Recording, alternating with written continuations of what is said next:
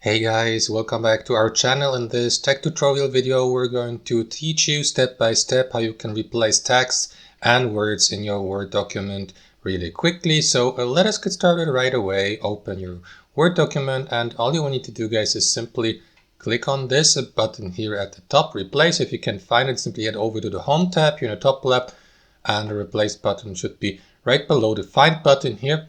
So click on it, and after that, here in the first text box, select the word you would like to replace, which in this case here would be, let's say, for example, that word here, test.